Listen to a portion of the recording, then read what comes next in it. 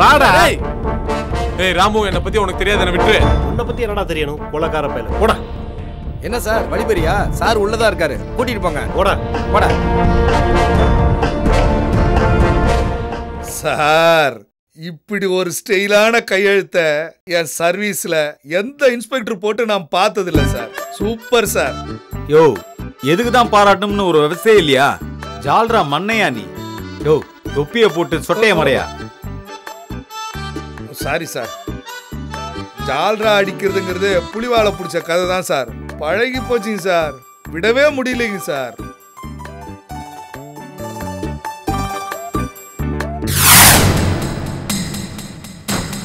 Good morning sir. வாங்க. போ மோகினி. வாமா மோகினி. வராமு. ஆமா, இந்த சார் யாரு? இவன் தான் சார் அந்த பூனைக்கண்ணு செல்வம். அன்னைக்கு கண்ணில் மாட்டினப்போ தப்பிச்சிட்டான்னு சொன்னல சார். இன்னைக்கு ராமுவோட உதவியால நான் பிடிச்சிட்டேன் sir. Both are done. Good job. யோ ஏகாம்பரம், சார். நம்ம செய்ய வேண்டிய வேலைய இவங்க செஞ்சிருக்காங்க பாத்தியா? Yes sir. தன்னோட ஹஸ்பண்ட வெளியே கொண்டு வர மோகினி எப்படி வீரத்தனமா களத்துல இறங்கிருக்காங்க பாத்தியா? கொலையாளியை கண்டுபிடிக்கிறதுல நம்மளை விட ஆர்வமா இருக்காங்கய்யா. கீதாவை இவன் தான் சார் கொலை பண்ணியிருக்கான். எப்படிமா இவ்வளவு உறுதியா சொல்றீங்க? இவனை பிடிச்சி கீதாவை பத்தி விசாரிச்சப்பெல்லாம் தப்பிச்சு ஓடுறான் சார். இவன் என் கண்ணில் மாட்டாம ஓடிட்டே தான் சார் இருந்தா. ஆமா சார், மாத்தி மாத்தி பேசுறான் சார். என்னை யாரும் எதுவும் செய்ய முடியாதுன்னு திமிரா வேற பேசுறான் சார். சார், அவங்க சொல்றதுல நீங்க நம்பாதீங்க சார். சார், நான் கீதாவை கொலை பண்ணல சார். நான் அவளை காதலிச்சவன் சார். நான் ஏன் சார் அவளை கொலை பண்ண போறேன்? கொலை பண்ணலன்னா எதுக்கு சார் இவன் தப்பிச்சு தப்பிச்சு ஓட பாக்குறான்? கீதாவோட இவன் ரெஸ்டாரண்ட்ல காஃபி ஐஸ்கிரீம் நல்லா சாப்பிட்டுருக்கான் சார். சார், லவ் பண்றவங்க அதை செய்ய மாட்டாங்களா சார்? ராஸ்கல், கொலை பண்ணிட்டு நக்கலா வேற பேசுறியா? தோலை உரிச்சிருவேன். எதுவும் பேசக்கூடாது. நீங்க சொல்லுங்க சார். இவனை விசாரிக்கிற விதத்துல விசாரிச்சீங்கன்னா எல்லா உண்மையும் சொல்லிடுவான் சார். அதெல்லாம் வேணாம் சார். எல்லா உண்மையும் நானே சொல்லிடுறேன் சார். அப்படி வா வழிக்கு. எப்படி கீதாவை கொலை பண்ண, எங்க பிளான் பண்ண, எங்க கத்தி வாங்கின சொல்ற? நான் பண்ணல சார். இவர் என்னமோ நான் கொலை பண்ண மாதிரி சொல்றாரு சார். கொலை நடந்த அன்னைக்கு நான் கீதாவும் கௌதமையும் ஃபாலோ பண்ணிட்டு போயிட்டு இருந்தேன் சார். பெட்ரோல் வாங்குறதுக்காக கௌதம் போனான் சார். கீதா தனியா கெஸ்ட் ஹவுஸ் வாசல்ல போய் நின்னா சார். நான் அவகிட்ட போய் கௌதம கல்யாணம் பண்ணிக்க வேணாம், என்னோட வந்துருன்னு எவ்வளவோ கெஞ்சினேன். ஆனா அவ கேட்க மாட்டேன்ட்டா. அந்த நேரம் பார்த்து கௌதம் பெட்ரோல் வாங்கிட்டு வந்துட்டான். நான் உடனே ஓடி போய் ஒளிஞ்சிட்டேன் சார். கௌதம் கீதா பக்கத்துல வந்து கத்தி எடுத்து குத்திட்டான் சார்.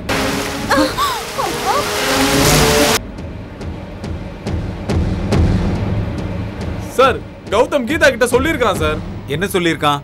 நான் மோகினி கூட தான் வாழ ஆசைப்படுறேன், நீ ஊருக்கு போன்னு சொல்லியிருக்கான் சார். அதுக்கு கீதா நான் உன்னதான் கல்யாணம் பண்ணிக்கிறேன்னு வேற சொல்லியிருக்கான் சார். நான் பேச்ச கேட்காத கோவத்துல கௌதம் கத்தியால குத்திட்டு இருக்கான் சார். இதை என்ன நம்ப சொல்றியா? சார், நான் கௌதம் தான் கல்யாணம் பண்ணிக்க போறேன், நீ என்னை விட்டு விலகி போயிருன்னு கீதா என்கிட்ட சொன்னா சார். சார், இவன் பொய் சொல்றான் சார், நம்பாதீங்க. ராமு, நீ எதுவும் பேசாத. சார் கிட்ட கொண்டு வந்து ஒப்படைச்சிட்டோம்ல, இவன் கிட்ட இருந்து உண்மையை வாங்கிடுவாங்க. பூங்குன்றன் இன்ஸ்பெக்டர்னா ஒரு நேர்மையான அதிகாரின்னு வெளியில சொல்லிக்கிறாங்க. நிச்சயம் சார் உண்மையை கண்டுபிடிச்சிருவாரு. உங்க நம்பிக்கைக்கு ரொம்ப நன்றிமா. ஆமா, வந்ததுல இருந்து கையை பிடிச்சிக்கிட்டு பெயின்ல இருக்க மாதிரியே இருக்கீங்க. ஆமா சார், பெயின் தான் சார். இவனை பிடிக்கிறப்போ மோகினி கையை உடைச்சிட்டான் சார். சார், இவன் சொல்றதெல்லாம் நம்பாதீங்க சார், எல்லாம் போய் சார். ராஸ்கல், வந்ததுல இருந்து திமிராவை பேசிக்கிட்டு இருக்க. கான்ஸ்டபிள், இவனை ஸ்பெஷல் ரூமுக்கு இழுத்துட்டு போய் பெஞ்சில படுக்க வைங்க. பெரம்பல ஆயில் கடை வைங்க. சார், இப்ப அதெல்லாம் தாங்க மாட்டான் சார். 1க்கு 2க்கு போயிடுவான் சார். பேசாமரியா? கான்ஸ்டபிள், சார், நான் கொலை பண்ணல சார். சார், நான் கொலை பண்ணல சார். இவங்க சொல்றது எல்லாமே போய் சார். சார், போடா. சார், ஸ்பெஷல் ரூம்னா என்ன சார்? அது வராம கொலை பண்ணாங்கன்னு ரொம்ப சந்தேகம் வந்தா அவங்கள அங்க வச்சு தான் விசாரிப்போம். ஆஸ்பத்திரியில ஸ்பெஷல் ட்ரீட்மெண்ட் சொல்லுவாங்கல்ல, அது மாதிரி தான் இங்கேயும்.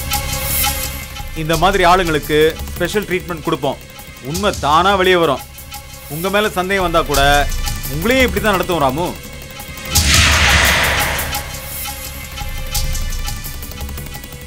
ராமு எதுக்கு இப்போ தேவையில்லாத கேள்விங்களெல்லாம் கேட்டு இப்படி மிரளுது?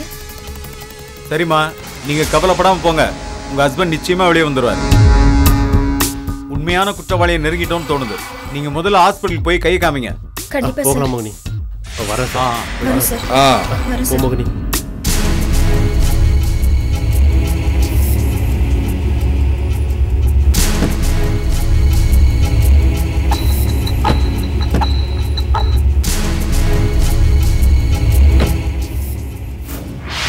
இந்த மாதிரி ஆளுங்களுக்கு ஸ்பெஷல் ட்ரீட்மெண்ட் கொடுப்போம். உண்மை தானா வெளியே வந்துடும். உங்க மேல சந்தேகம் வந்தா கூட உங்களையும் இப்படித்தான் நடத்த வராம. சீக்கிரம் வண்டி எடு ராமு, கைவலி தாங்கல. சாரி மோகினி, வாப்பா இல்ல போலாம்.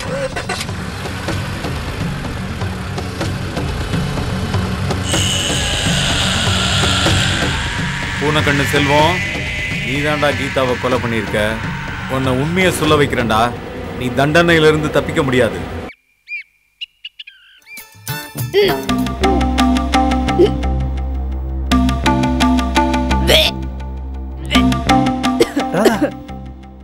என்னாச்சுமா? யசோதா டார்லிங், ஓடி போய் மருமக கையை பிடிச்சு பாரு. உனக்கு தான் கர்ப்பமா என்னன்னு பார்க்க தெரியுமே. என்னது டார்லிங்கா? இல்லம்மா, சந்தோஷத்துல டங்கு ஸ்லிப் ஆயிருச்சுமா. தப்பா நினைச்சுக்காதம்மா. யசோதா போய் கையை பிடிச்சு பாரு. சரிங்க முதலாளி.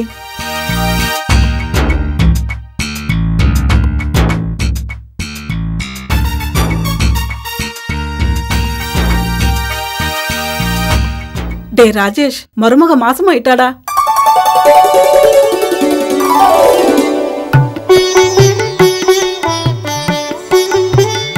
உடனே செக்கப்க்கு ஹாஸ்பிட்டல் கூட்டிட்டு போடா. யசோதா, என்ன சொன்ன? மருமக மாசமாயிட்டாளா? டேய் ராஜேஷா, மன்னிச்சுக்கோங்கம்மா. சின்ன முதலாளி, உடனே மேடத்தை டாக்டர்கிட்ட கூட்டிட்டு போங்க. எனக்கு கூட 2-3 நாளா கன்சீவ் ஆன ஃபீல் இருக்கு. செக்கப்க்கு போய் கன்ஃபார்ம் ஆயிடுச்சுன்னா உனக்கு அடுத்த மாசத்துல இருந்து 500 ரூபாய் சம்பளம் ஏத்தி தரேன். சரியா? சரி வாராதா, நம்ம கிளம்பலாம். கிளினிக் போயிட்டு வந்துடலாம். சரிங்க. யசோதா, மருமக மாசமாயிட்டா. இனிமே நமக்கு பிரச்சனை இருக்காது. சீக்கிரமே உனக்கு விடிவு காலம் வரப்போகுது. டாக்டர் கிட்ட போயிட்டு வந்து நல்ல செய்தி சொல்லட்டும். மருமக உண்டாயிருக்காங்க, எனக்கு நல்லா தெரியும். ரொம்ப சந்தோஷமா இருக்குங்க. இனிமே உண்மை தெரிஞ்சாலும் வீட்டை விட்டு போக மாட்டா. யசோதாவும் வேலைக்காரியா நடிக்க தேவையில்லைன்னு தோணுது. எதுக்கும் டாக்டர் கிட்ட செக்கப் போயிட்டு வந்த பிறகு நம்ம சந்தோஷப்படுவோம்.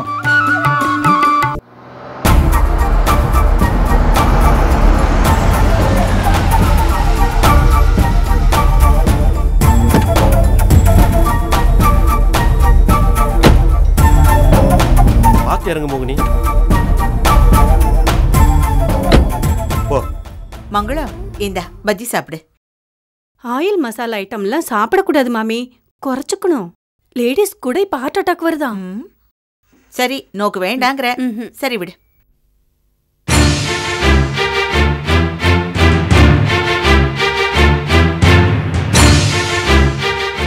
மெதுவா பார்த்து உட்காரு.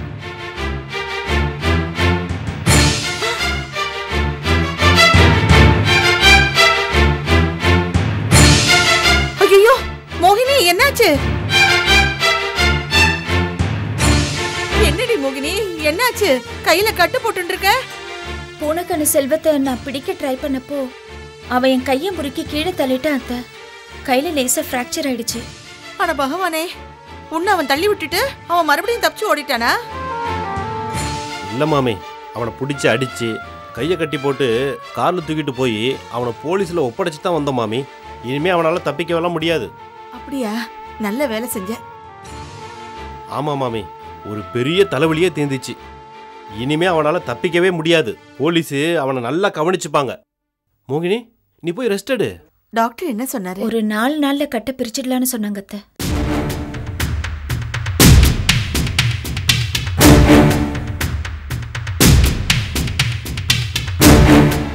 என்ன மோகினி, கையில கட்டு போட்டுட்டு வந்திருக்க? பூனைக்கண்ணு செல்வத்தை பிடிக்க ட்ரை பண்ணியா? நான் தான் உங்ககிட்ட அப்பவே சொன்னல, நான் உனக்கு ஹெல்ப்புக்கு இருக்கேன்னு. நீ தான் கேட்கவே இல்லை. கிஷோர், மோகினி செல்வத்தை பிடிக்கணுன்னப்போ நீ பாத்தியா? பார்த்து ராமு, மோகினி கிட்டயும் ஹெல்ப் பண்றேன்னு சொன்னேன். மோகினி தான் நீ இருந்தா சரி வராது, அவன் உன்னை பார்த்தா ஓடிடுவான், நீ கிளம்புன்னு என்னை கம்பல் பண்ணி அனுப்பி வச்சிருச்சு. மோகினி வருத்தப்படுமேன்னு சொல்லி தான் நான் அங்கிருந்து கிளம்பி வந்துட்டேன் ராமு. என்னடா கிஷோர் இப்படி பண்ணிருக்க? மோகினியை நீ தனியா விட்டுட்டு வரலாமா? இப்படி எல்லாம் நடக்கும்னு எனக்கு தெரியுமா. பூனக்கண்ணு செல்வத்தை பார்த்ததும் மோகினி போலீஸுக்கு தகவல் கொடுத்து அவங்கள வச்சு பிடிக்கும்னு நினைச்சுதான் அங்க வந்தேன். நடந்ததை எதுக்கு பேசிட்டு இருக்கீங்க? இனி பூனக்கண்ணு செல்வம் ஜெயிலுக்கு போயிடுவான், கௌதம் வெளியில வந்துருவாரு. அதுக்கப்புறம் நம்ம எல்லாருக்குமே நிம்மதி தானே. சரி மோகினி, இந்த மாத்திரையெல்லாம் கரெக்டாக சாப்பிடு. கட்டை பிரிச்சதும் இதில் இருக்க ஆயில்மெண்ட்டை டெய்லி போட்டுக்க. நான் வர்றேன் மோகினி. நான் வர்றேன் மாமி. தம்பி நான் வர்றேன். சரி ராமு. போலீஸ் அடிக்கிற அடியில பூனக்கண்ணு செல்வம் கொலை பண்ணன்னு ஒத்துக்க போறான். பாரு வயசு, நீ ஒரு முடிவு எடுத்துட்டீன்னா சொன்னதையே திரும்ப திரும்ப சொல்லுவேன். இப்போ என்ன உன் முடிவு சொல்லு. இல்லை முருகா, சம்மந்தி முருகாவை நம்ம வீட்டிலே கூட்டு வந்து வச்சுக்கலாம் முருகா. அவருக்கு என்ன தனியாக பொங்கி சாப்பிட்ற வயசா? அந்த பாகத்தில் நான் பங்கெடுத்துக்க விரும்பல முருகா. இதைத்தான் நான் எதிர்பார்த்தேன். இதுதான் நடக்க போகுதுன்னு நான் நினைச்சேன். முதலாளி ஆண்டி, நீங்க ஒரு சென்டிமெண்டல் லக்கேஜ். ராமு தம்பி இங்கிலீஷ் பீஸில் என்னமோ சொல்லுத முதலாளி. ராமு தம்பி இங்கிலீஷ் பீஸில் மாடத்தை என்ன சொல்லிச்சு? அதான் கண்ணம்மா, உங்க மேடத்தை பாசக்காரின்னு சொல்றான். அதில் நீங்கள் பாத்தியத்தான்னு சொல்கிறீங்க. லக்கேஜ்னு ஏதோ சேர்த்து சொல்லிச்ச. லக்கேஜுக்கு உனக்கு அர்த்தம் தெரியாதா? என் தர வீட்டில் வேலை பார்த்துக்கிறேன். அந்த லக்கேஜ் எடுத்துன்னு வா, இந்த லக்கேஜ் எடுத்துன்னு வா, லக்கேஜை கார்டிக்கில் வைக்கின்னு சொல்லிக்கிறாங்களே. கண்ணம்மா, அப்போ நான் உனக்கு முழுசாக சொல்லிடுறேன். சென்டிமெண்ட் லக்கேஜ், பாசத்தை மூட்டை கட்டிட்டு அலையிறவான்னு அர்த்தம். ராமு தம்பி சரியா தான் சொல்லிடுது. கண்ணம்மாக்கா, கொஞ்சம் பேசாம இரு. முதலாளி ஆண்டி, இப்போ என்ன செய்யணும்னு நீங்கள் முதலாளிகிட்ட சொல்லுங்க. அவர் உங்களுக்கு பதில் சொல்லுவார். வேற என்ன, சம்மந்தியை நம்ம வீட்டுக்கே கூட்டு வந்துருங்க. நான் ஏற்கனவே பேசிட்டேன் வயசு. உனக்கு தோணுது எனக்கு தோணாதா? என்ன சொல்றீங்க? ஆமாம் வயசு, நான் ஊருக்கு கிளம்புறப்ப அவர் தனியாக கூப்பிட்டு பேசினேன். அவர் கொஞ்சம் மழுப்புனாரு. உங்களுக்கு தான் சொந்த பந்தம்னு எந்த ஆதரவும் இல்லையே, நீங்கள் அப்படி பண்ணி வச்சுருக்கீங்களே, என்ன பண்ண முடியும்? இது மாப்பிள்ளை வீடு சம்மந்தி வீடுன்னு நினைக்காதீங்க. என் வீட்டை உங்கள் வீடை நினச்சிக்கிட்டு உடனே நீங்கள் சென்னை கிளம்பி வாங்கன்னு சொன்னேன். இந்த பாருங்க, நீங்கள் 2 பேரும் இன்னொரு தடவை அவங்க வீட்டுக்கு போய் அவர்கிட்ட எப்படியாவது பேசி நம்ம வீட்டுக்கு கூட்டிட்டு வந்துடுங்க. அவ்வளோதான் சொல்லுவேன். வயசு வயசு Grandpa, what happened? Tears in your eyes? ஏன் தாத்தா அழறீங்க? உங்க பொண்ணு உங்க கூட பேசலன்னு தானே அழறீங்க? ஆமாப்பா. நான் எங்க அம்மாவை உங்க கூட பேச வைக்கிறேன். எப்படிப்பா பேச வைப்ப? I give punishment for her. Then she talk with you. என்னப்பா பனிஷ்மெண்ட் கொடுக்க போற? எங்க அம்மா உங்ககிட்ட பேசுற வரைக்கும் நான் எங்க அம்மா கிட்ட பேச மாட்டேன். அப்ப அவங்க அழுவாங்கல்ல.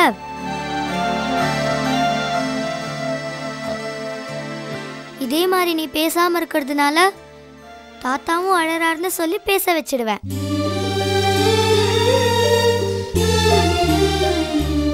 How is it, Grandpa? Super இல்ல? சூப்பர் ராய செல்லக்குட்டி. கவலைப்படாதீங்க, நம்ம பேரன் வந்து நம்ம பொண்ணு உங்ககிட்ட பேச வைப்பா. அதுக்கப்புறம் நம்ம பொண்ணு எங்கிட்ட பேச மாட்டா, உங்ககிட்ட மட்டும்தான் பேசிட்டு இருப்பா.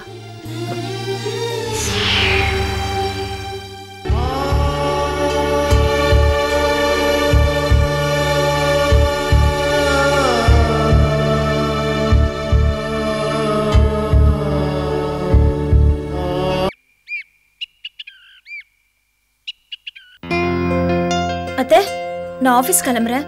இருமா, காஃபி எடுத்துட்டு வந்து தரேன், குடிச்சிட்டு கிளம்பு. ஐயோ வேண்டாம் அத்தை, ஏற்கனவே டைம் ஆயிடுச்சு. நான் வந்து குடிச்சு. மோகினி, ஒரு கப் காஃபி குடிச்சிட்டு போ, இன்னைக்கு ரொம்ப டேஸ்டா இருக்கு. ஐயோ இல்லக்கா, வேண்டாம்.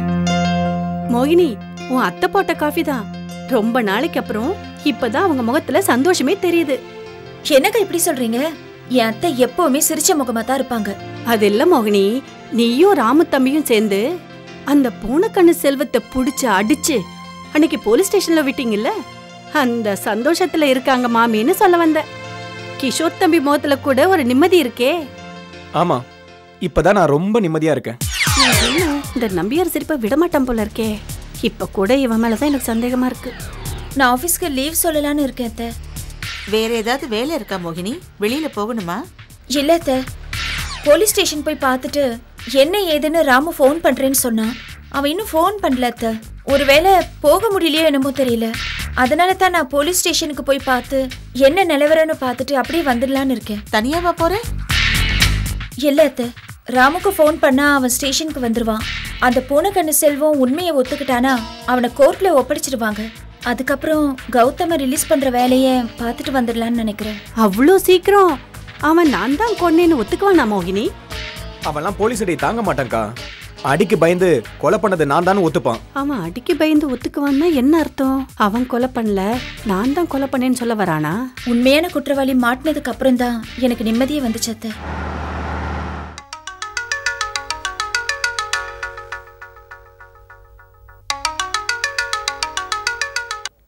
சொல்லு ராமு, என்ன விஷயம்?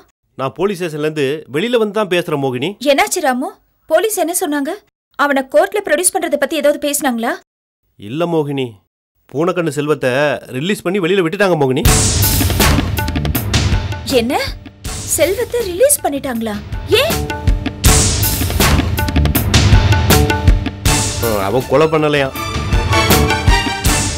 என்னது? பூனைக்கண்ணு செல்வம் கொலை பண்ணலையா? அப்ப வேற யார் தான் பண்ணது?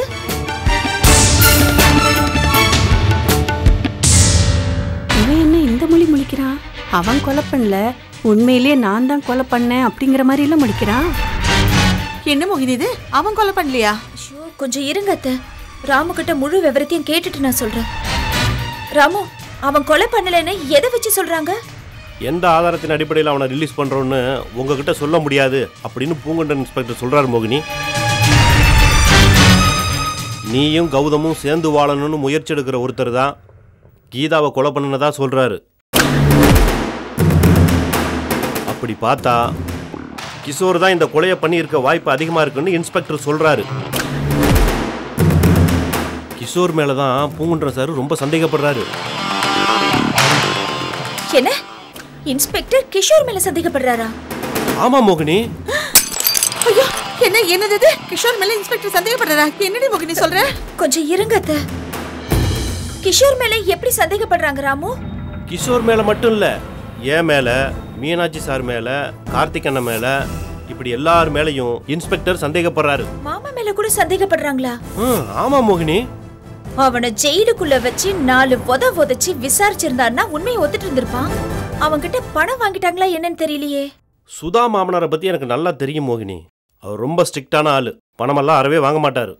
பூனைக்கண்ணு செல்வன் தான் கொலை பண்ணிருப்பான்னு நான் உறுதியா நம்புறேன் ராமு. அவனை விட்டுருக்கவே கூடாது. அவன் ஊருக்கெல்லாம் வெளியில எங்கேயும் போக முடியாது. அவன் இங்கேயே தங்கியிருந்து அவனை டெய்லியும் போலீஸ் ஸ்டேஷன் வந்து கையெழுத்தெல்லாம் போட சொல்லியிருக்காங்க. நான் கூட அவனை ஃபாலோ பண்ணி கவனிச்சுக்கிட்டு தான் இருக்கேன் மோகினி. அந்த ஏட்டு கூட போலீஸும் அவன் மேல ஒரு கண்ணு வச்சிருக்கிறதா என்கிட்ட சொன்னாரு. சரி மோகினி, நான் போன வச்சிடுறேன். சரி ராமு. கடவுளே,